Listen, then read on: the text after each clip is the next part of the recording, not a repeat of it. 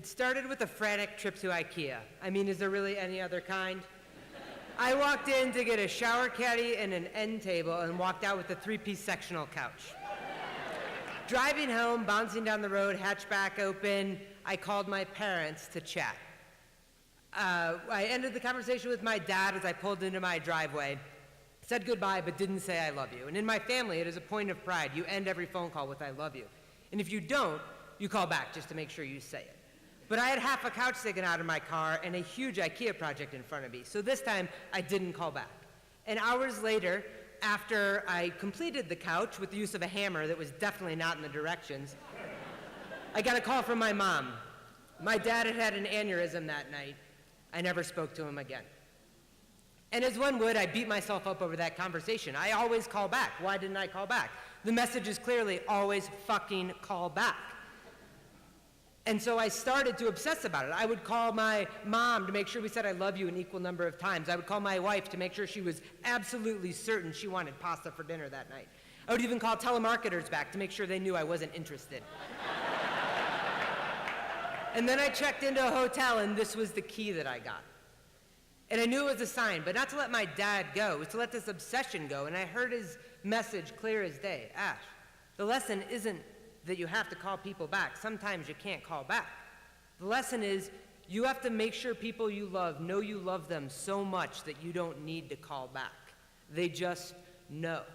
Love is a verb. It isn't a thing you have or an identity. It's a thing you do. And there's so many identities that we need to live.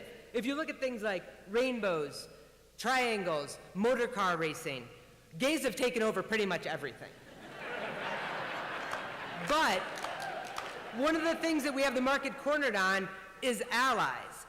Allyship is something that is exclusively LGBTQ, and we couldn't have done all the things we've done over the last 2 decades without allies. It is critical to our advancement that the majority thought that marriage equality was the right thing to do.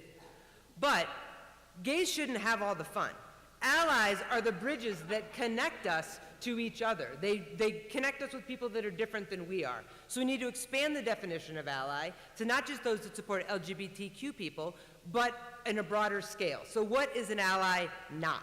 Somebody who just hangs a sign in their cube and waits for gay people to come in and spill their life story is not an ally. Somebody that changes their Facebook profile to reflect the latest tragedy is not an ally. White folks who wear their Black Lives Matter t-shirt to the coffee shop on the weekends, hey, I'm woke, I have the shirt to prove it.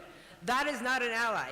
Indirect gestures of solidarity are not action.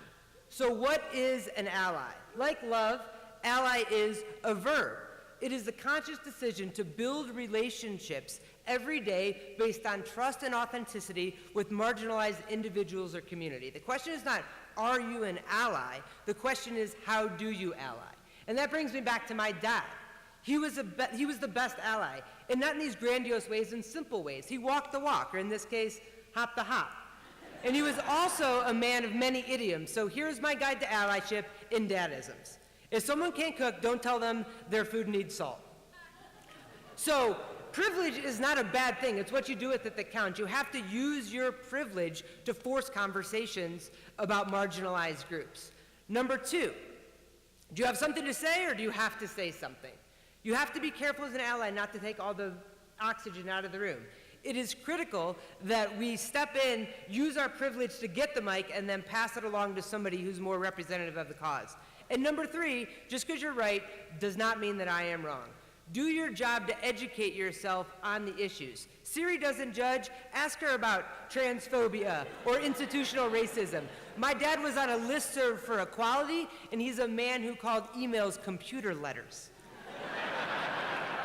So here's a quick flow chart. Why are you an ally?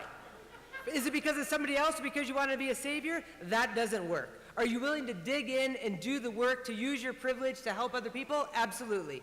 6 weeks to the day after my dad passed, my incredible wife gave birth to our son. And I learned another word that is a verb and not a noun, and that is mom. So I challenge you, as you leave here today, find those identities that you have where you can make your life a verb and not a noun. And also, examine your allyship. We have so much work to do, and we need help to do it. If you got a hammer, I got a pencil, let's change the world. Thanks, Ignite.